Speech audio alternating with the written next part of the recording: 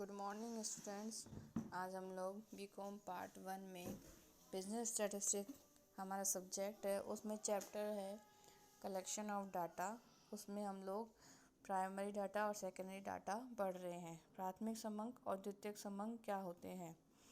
First है प्राथमिक समंक। प्राथमिक समंक क्या होते हैं?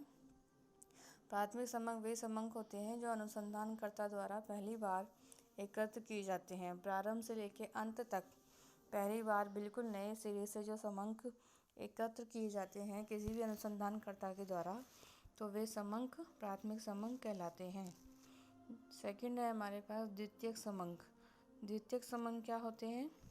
द्वितीयक समंक वे समंक होते हैं जो पहले से ही किसी अन्य व्यक्ति या संस्था के द्वारा एकत्र किए जा चुके होते हैं या प्रकाशित किए जा चुके होते हैं और अनुसंधानकर्ता द्वारा केवल उनका प्रयोग किया जाता है।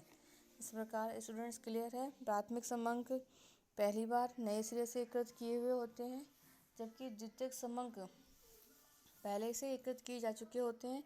वे प्रकाशित भी हो सकते हैं अथवा अप्रकाशित भी हो सकते हैं, किंतु वह पहले से ही एकत्र हो चुके होते हैं और अनुसंधानकर्ता द्वारा उनका दोबारा रीयूज़ किया जाता है केवल।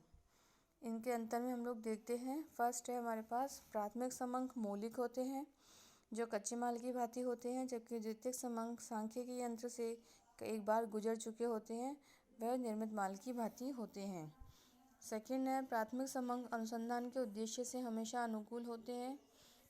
इन्हें बिना किसी संशोधन के काम में लिया जा सकता है।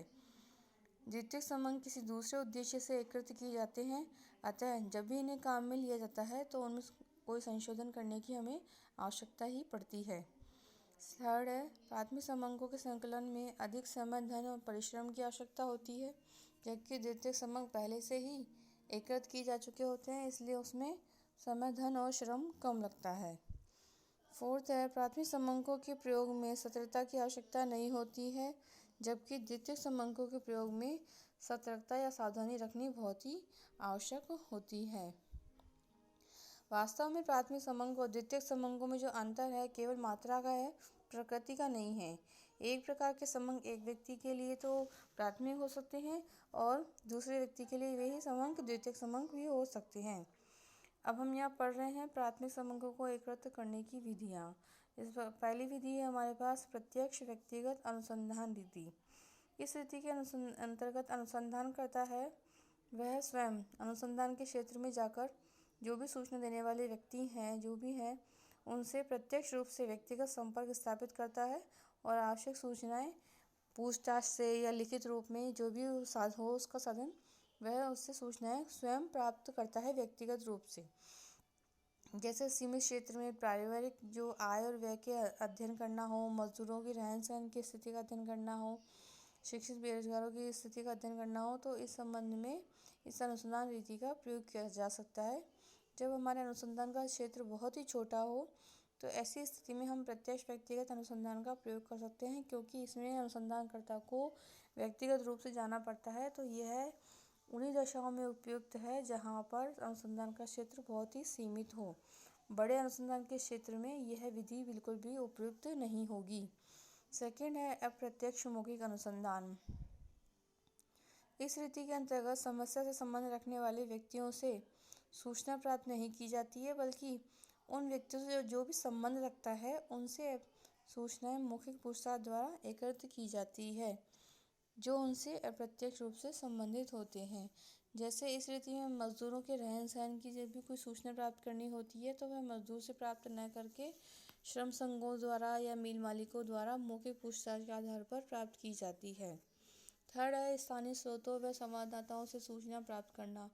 इस रीति के अनुसंधानकर्ता द्वारा विभिन्न स्थानों पर स्थानीय व्यक्ति या विशेष संवाददाता नियुक्त कर दिए जाते हैं जो समय समय पर अपने अनुभव के आधार पर सूचनाएं भेजते रहते हैं। इस रीति का प्रयोग समाचार पत्र, सरकार द्वारा विभिन्न मंडियों से वस्तुओं के बाजार भाव ज्ञात करने तथा फसल का अनुमान लगाने के लिए किया जाता है।